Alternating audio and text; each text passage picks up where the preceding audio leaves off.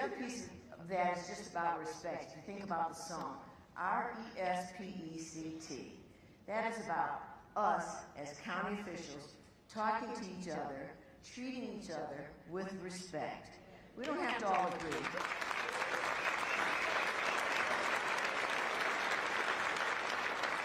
We don't have to all like each other. Certainly don't have to all love each other. But we can treat each other with respect, with civility, with courtesy, with consideration, with some honesty, and that is what we need to do. So that's the point of that theme song, so you're going to hear it a lot from me. R-E-S-P-E-C-T. Hey, find out what it means to me.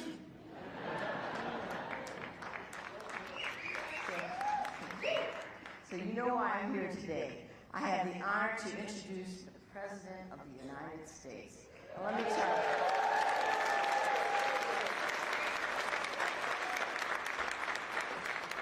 And if you think I'm excited, my parents, who are long gone, are flipping and kicking their heels up above because they're looking down and know that their little girl is here on the stage with the President of the United States. So I am excited.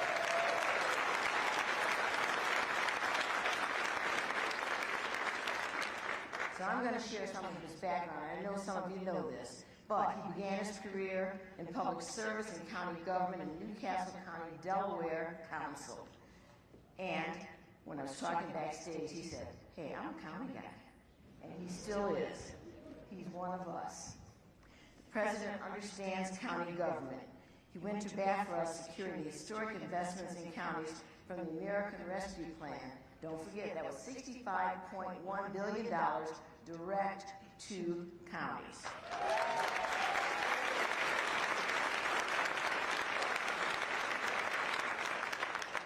That's on top of the earlier COVID relief packages. He's also with us every step of the way with bipartisan infrastructure law. You got old roads, bridges, all kinds of things that need fixing. That's going to help you do that. Additionally, county leaders share his goal to connect every single American to reliable, affordable, high-speed internet.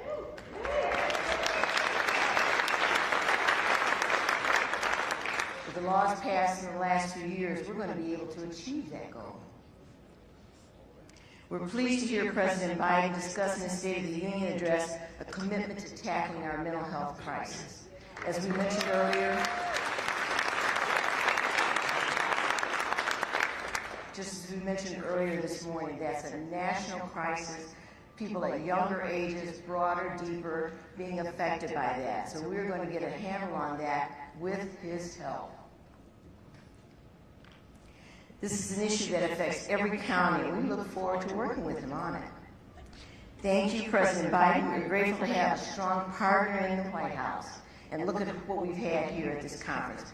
All levels of the administration, high levels, here with us through his support.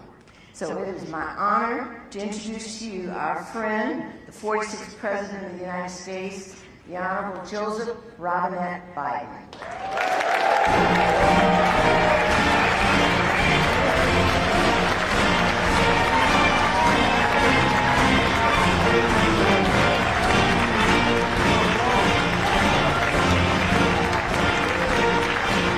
Thank you, Madam President. Please, have a seat. Thank you. Thank you, thank you, thank you. Thank you. Denise, thanks for your leadership for this organization. You're right. I'm a county guy. You know, one of the things for real is that one of the things you learn when you start off, and I had the great honor of being a county council person in Newcastle County. We're like the middle tier of Illinois. We have one county has about 60% of the state's population. So a county commissioner or county council person has a district that's, I think, 7 times larger than a state rep and 3 times bigger than a state senator. What I learned early on, if you're in the county, you got to go through someone else to get help. You got to go to the governor, you got to go to the state legislature, you got to go to the state senators, and guess what? I stopped that. No kidding. Because I'm telling you, one of the things that we expect people to do is we think that people are like us, very familiar with all the detail of, is this working? Very familiar with all the detail of how government works. They don't know whether there's a pothole in their front and their side street, whether it's a county, a state, they don't know who's responsible. And they come to the county all the time. At least that's was my experience in Newcastle County. And when you don't have the same funding that you have for these other programs, you find that you know, it's just hard. And one of the things that I found out early on was we always did better when there was direct funding for the things that related to the county. I think it's one of the hardest jobs. No, I really mean it. I'm not being solicitous. I think it's one of the hardest jobs in politics. How many of you knocked on a door and said, "My name's so-and-so, I'm running for county commissioner," and look at you and go,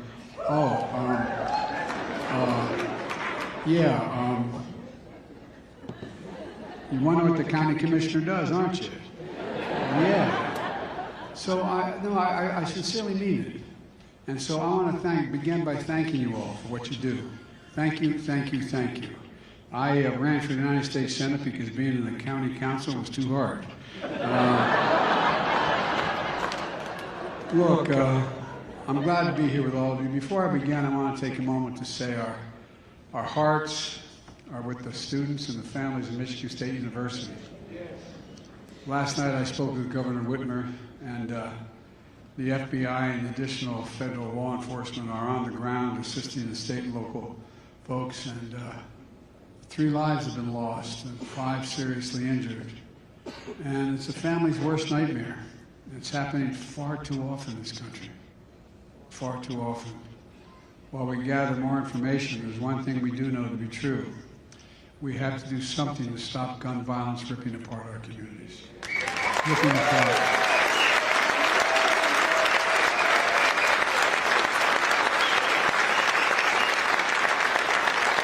And today marks 5 years to the day that 14 students and 3 educators lost their lives in Parkland, Florida. I met every one of those families, spent time with them all. And a lot of you here have to confront violence in your communities every single day. We took a big step toward passing the most significant bipartisan gun legislation in 30 years. Ghost guns and other things, background checks, but there's a lot more work to do. And I'm committed to getting it done with all of you. Some of you know that, and I'm going to say something that's always controversial, but there is no rationale for assault weapons and magazines that hold 50, 70 bullets.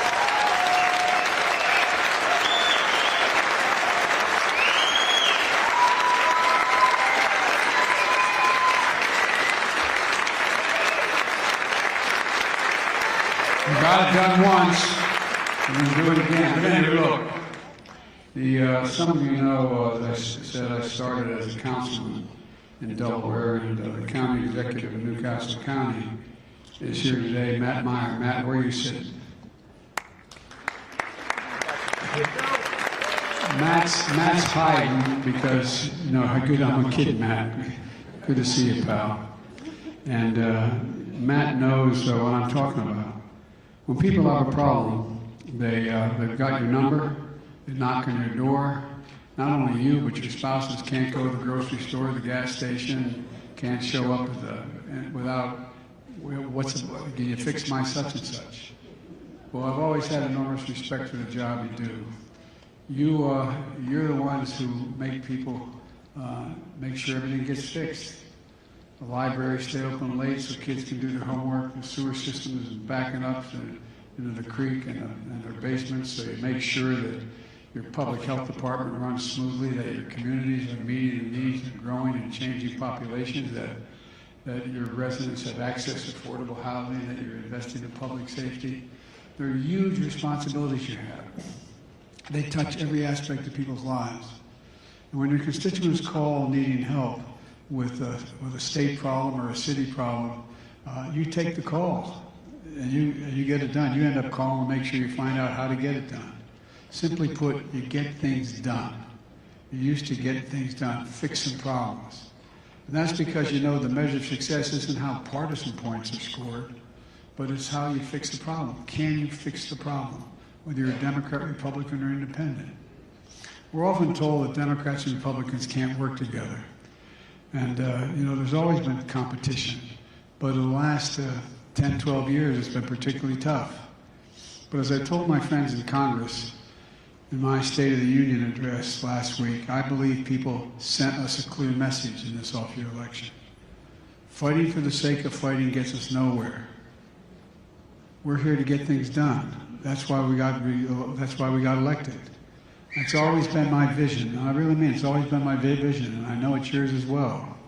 Over the past 2 years, we've been delivering on that vision. When I came to office, the pandemic was raging and our economy was reeling. But together we acted. Less than 2 months after we took office, the American Rescue Plan led to the fastest economic recovery of any major economy in the world.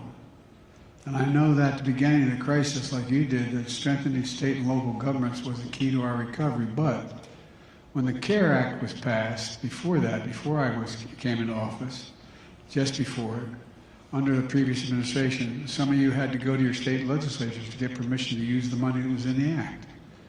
I used to be in your shoes. Only 120 counties in the United States of America got help in that CARES Act. There was a lot of money, but only 120 counties. When I signed the American Rescue Plan, it sent $350 billion for the first time in history to every state, city, and county in America. We made sure all of you, over 3,000 counties got direct funding because I know we empower you directly, you get the job done. 3,000 counties.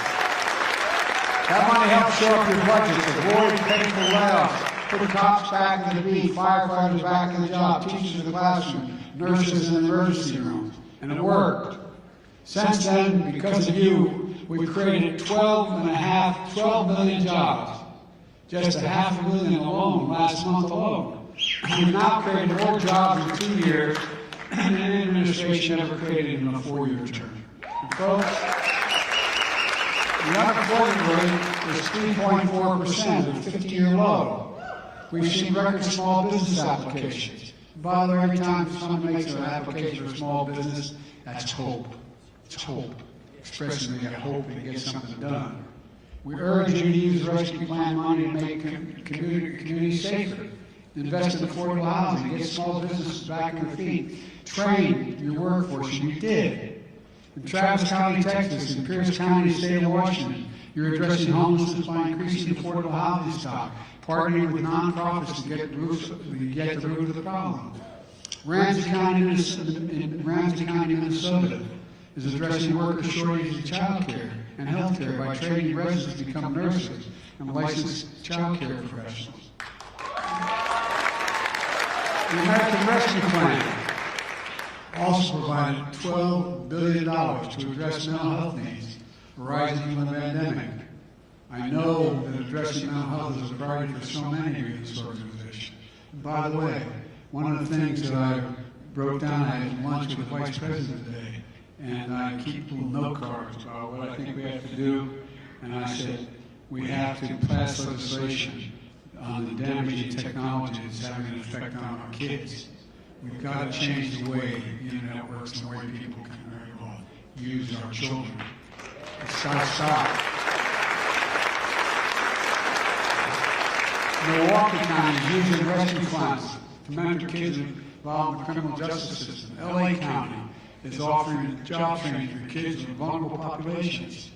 With the Bipartisan Safe Communities Act, the most significant gun safety legislation in 30 years, we're providing another $10 billion to prevent violence and threats resulting in human trauma. $2 billion of that is for young people in particular, to pay for things like school counselors. And as part of the Unity Agenda in the State of the Union, I call for surge in resources to deal with fentanyl epidemic that I know is devastating many of your communities. We now have a record number of personnel working to secure the border. We've now seized over 23,000 pounds of fentanyl just in the last several months.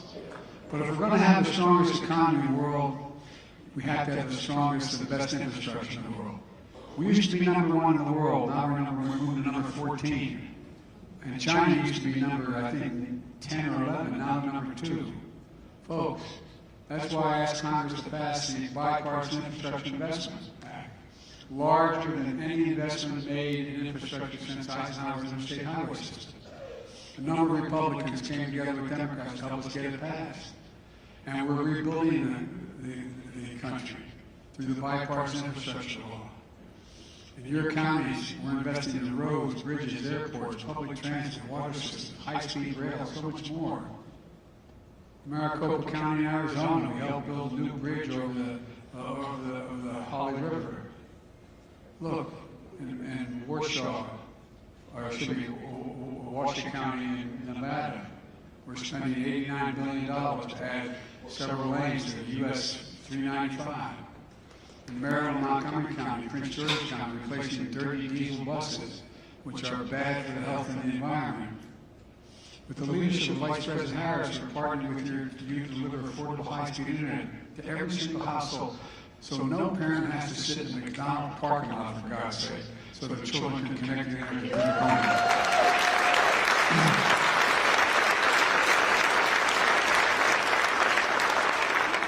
We've already added 16 million more households with affordable internet. We're just getting started. We're also making the biggest investment ever in climate through the Inflation Reduction Act, creating millions of good-paying jobs, investing in fence-line communities that suffer the most of the consequences of being smothered by pollution. Think of Cancer Alley in Louisiana, or as the Delaware delegation can tell you, Route 9 in Delaware. They're going to be the first ones to benefit. We passed the CHIPS and Science Act, which has led to a commitment of over $300 billion. $300 billion in private investment in manufacturing. We're opening factories in your states to build semiconductor chips and electric vehicles and advanced batteries that's going to power those vehicles. My first 2 years in office, we created 800,000 manufacturing jobs. Where in the hell is it written to say we can't lead the world of manufacturing? Where does it say it? For decades, we imported projects and exported jobs because it's cheaper jobs overseas. A lot of companies left. How many of you come from areas where you used to have a factory of 400 or 500 people and everything got lost and just hooked up and took off overseas? What happens? It leaves the community devastated, lose hope. How many of you have heard someone say to you, well, my daughter came up and said, I can't live here anymore, Mom, there's no jobs. I got to move. Now America is exporting products and creating jobs at home. Today, today's report on inflation shows the good news is that inflation in America is continuing to come down. It's fallen 7 straight months, more to go. Food prices at the grocery store are coming down. Gas prices are down at $1.60 to the peak. Real wages for working Americans are up over the last several months, delivering welcome breathing room. Just like my dad used to say, all I'm looking for, Joey, is just a little breathing room at the end of the month. Just a little breathing room.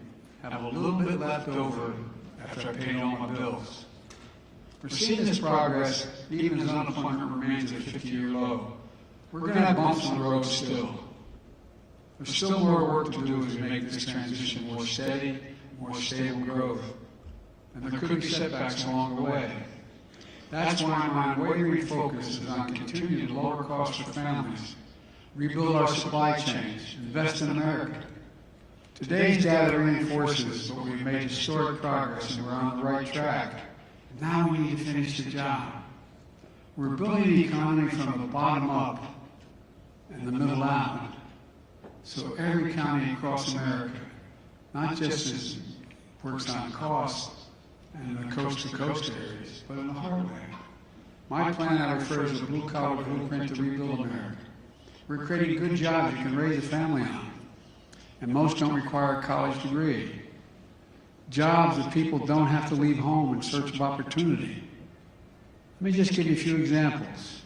Intel is going to invest $20 billion on 1,000 acres outside of Columbus, Ohio, that I refer to as a field of dreams. They're going to build 2 fabs, they call them, factories that manufacture semiconductors, which, by the way, the semiconductors were invented in America. You got it? Invented in America. Now we used to have 40% of the world's chips manufactured. We're down to 10% because we forgot. Not anymore. Intel's going to create 7,000 jobs building in that field of dreams, 3,000 working on the fabs, 4,000 building the facilities. The average salary in one of those factories is going to be roughly $130,000 a year. And you don't need a college degree. You don't need a college degree. That's building America from the bottom up and the middle out.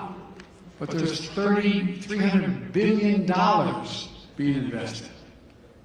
And now we're doing all this and so much more while cutting the deficit more than $1.7 trillion in 2 years, the largest deficit reduction in American history in my first 2 years in office.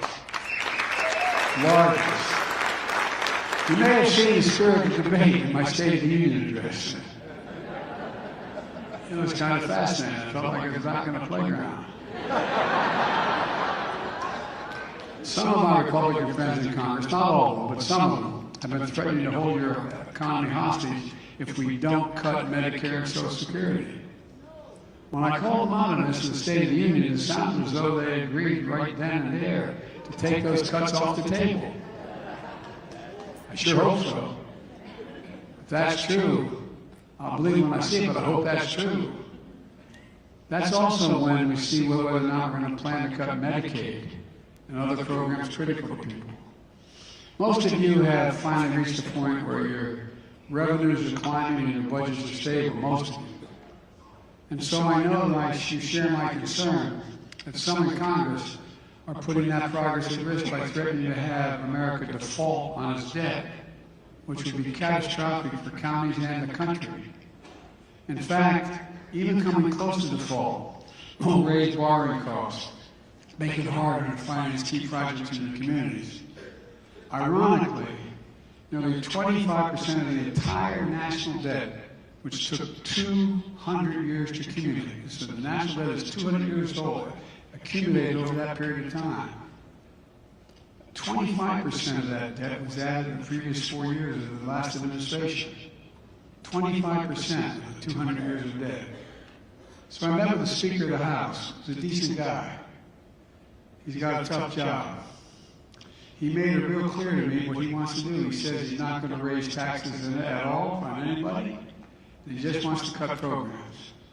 So I suggested instead of making threats about the debt ceiling, which would be catastrophic, let's just lay out our budgets. I'll lay out mine on March the 9th, exactly what I want to spend, who gets taxed, who doesn't get taxed, what programs get cut, what programs get added. And he should do the same. We can sit down and go, I mean sincerely, go over it, see what they want to cut, see what we want to cut. But here's the thing. If you add up the proposals my Republican friends in Congress have offered so far, just so far now, legislation, they would add another $3 trillion to our debt over the next 10 years. Let me be specific. Here's how they do it. They made it clear in legislation introduced the investment we made to crack down on tax cheats, billionaires and millionaires. The CBO says by doing away with those extra agents, we're going to cost the American public another $114 billion in lost revenue. They finally have made Medicare negotiate the drug prices. Well, they want to repeal that. They want to repeal the prescription drug savings and increase subsidies to big pharma. Right now, for the first time in history, and I've been trying to do this for over 30 years, we pay the highest prescription drug cost of any nation in the world. Any nation in the world. No one else is close. So what do? We passed a law that said that in order to be able to, the Medicare, which pays billions of dollars in Medicare bills for everybody, Medicare should be able to negotiate drug prices. Say, we will only pay you so much for that drug if you want to sell the drug to Medicare to get to people. Well, guess what? It passed. Now, if that gets cut, And by the way, it's like, when we talked about this bill being passed, everybody said, yeah, and the promise we're going to bring down drug prices, insulin. How many of you know somebody who has diabetes and needs insulin? Yeah, a lot of you do, a lot of people. Well, guess what? Those folks who need it, including 200,000 kids, are paying somewhere between $400 and $600 a month. You know what they're paying now as of the 1st of January? $35.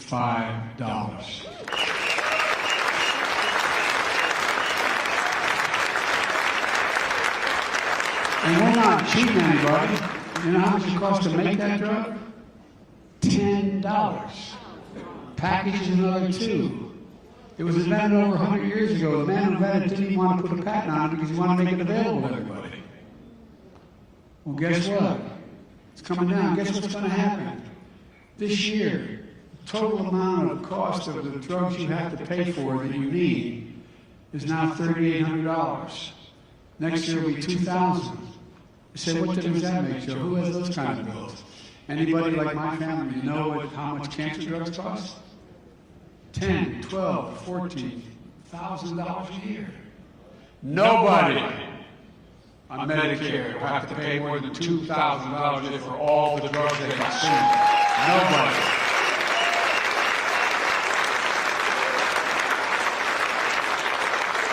And guess what that's doing? That's saving the taxpayers $159 billion a year. That's they're paying that much less out to Medicare recipients. Well, folks, you take that away and raise the deficit $159 billion. We pass a law to make sure corporations pay at least 50% tax. Now, I come from the corporate capital of the world, Delaware. No, not joking.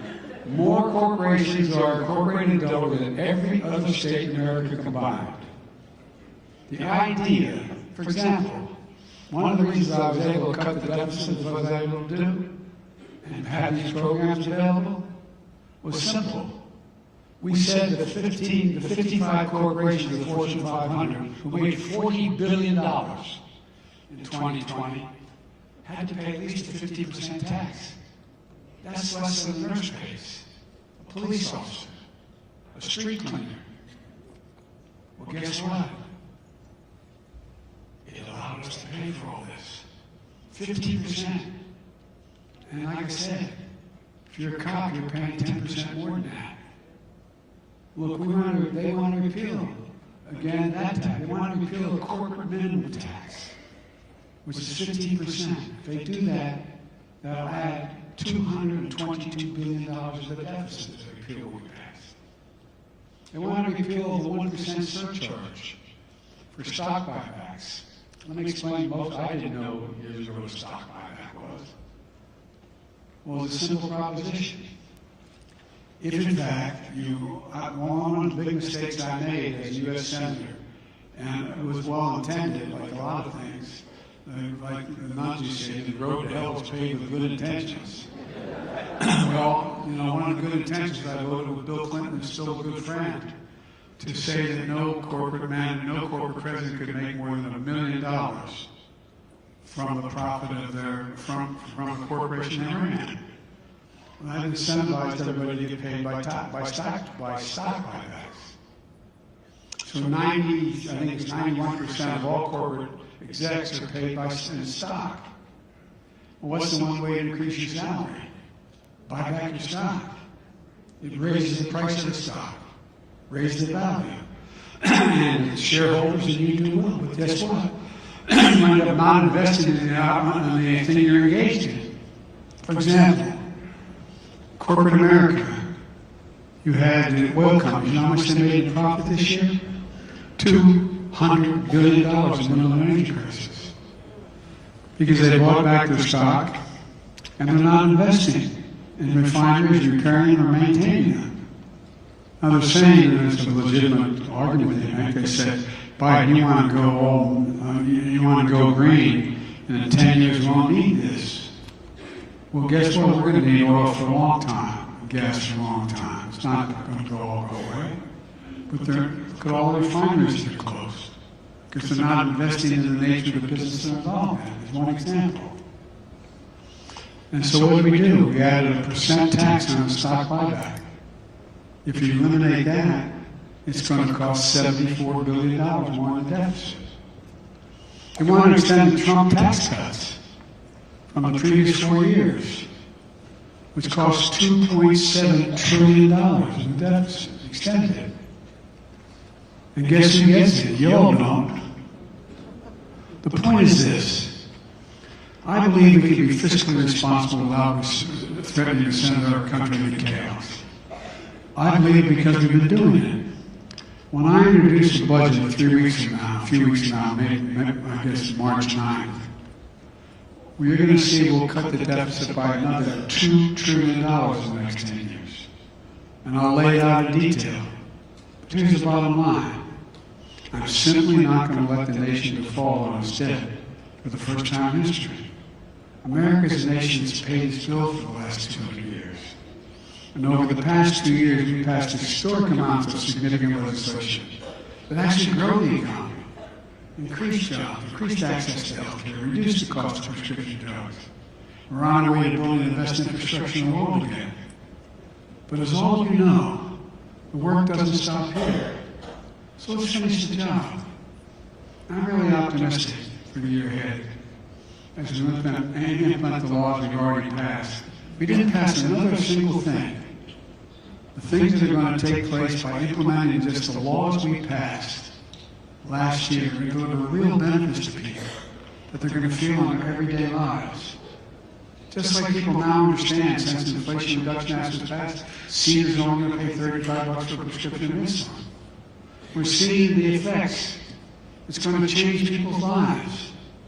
This is the work we're going to continue to do together, Democrats and Republicans, and we're proving in every county in America, our best days are ahead of us. They're not behind us.